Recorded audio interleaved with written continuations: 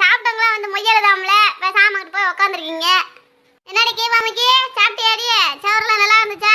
சோறு குழம்புலாம் நிறைய தாண்டி இருக்கு. வீட்டுக்கு பிள்ளைகளுக்கு வேணும்னாலும் சட்டி எடுத்து வந்து வாங்கிப்போ.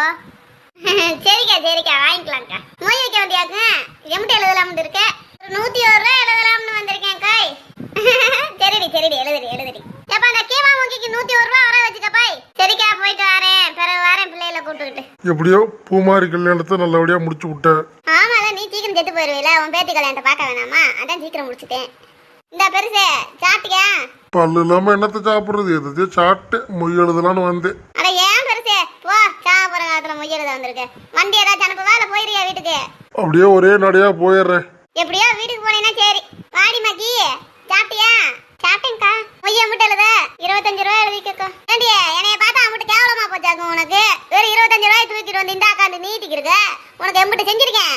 உனக்கு கணக்கு போட்டு பார்த்தா 2000 ரூபாய்க்கு மேல செஞ்சிருக்கேன். 25 ரூபாய் கொண்டு வந்து நீட்ட என்னடி நினைச்சிருக்க நீ?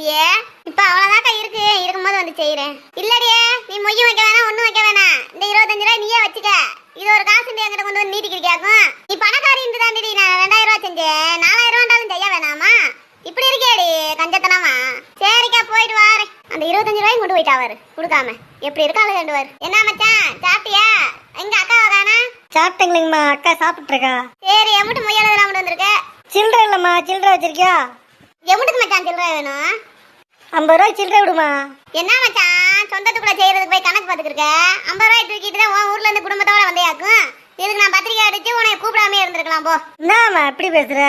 அப்புறம் என்ன மச்சான் ஒரு 2 பிள்ளைகளுக்கு வந்து செஞ்சிருக்கேன். உன் கல்யாணத்துக்கு வந்து செஞ்சிருக்கேன். அப்புறம் இன்னும் செய்ய வேண்டியது இருக்கு. என்ன மச்சான் இப்படி செஞ்சுக்கிருக்க?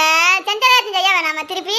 வேலையா ஒண்ணும் இல்லம்மா. நானே கஷ்டப்பட்டு தான் வந்தேன். உன் பொண்டாட்டிக்காரி நகையை போட்டு மினிக்கிட்டு வந்திருக்க. கஷ்டப்படுறேங்கிற என்ன என்னை காது ஊத்திக்கிறியா?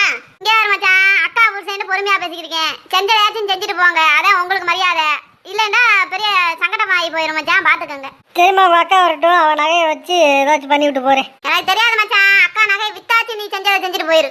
சரி சொந்தக்காரங்க விழுந்து செஞ்சா அவன் பிச்சைக்காரங்க வேற மோசமா இருக்காங்க போல. போ வாங்கண்ணே வாங்க உட்காருங்க. சாப்பிட்டீங்களா? சாப்பிட்டம்மா. மொழியா எதனால வந்தேம்மா? சரிண்ணே எப்படி எழுத போறீங்க?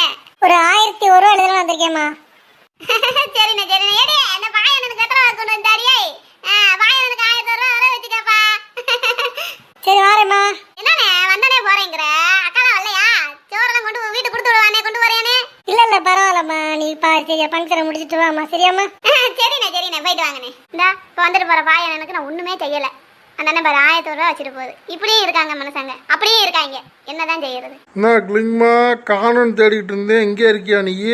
என்ன இங்க என்ன உனக்கு வேலை? அங்க போய் சாப்பிட்டாங்களா என்ன ஏதுன்னு பாரு போ. இந்தாரு எல்லாம் சாப்பிட்டுட்டு தான் இருக்காங்க. நான் தான் சாப்பிட்டுட்டு சாப்பிடலான்னு வந்திருக்கேன். என்னயா கேன பையில சாப்பிட்டு மறுபடியும் எப்படியா சாப்பிடுவாங்க? லூஸ் மாதிரி பேசிக்கிருக்க. கேரு பூமாரிக்கு வேற கல்யாணம் ஆயிடுச்சு. சரி நான் சந்தோஷத்துல இருக்கேன்.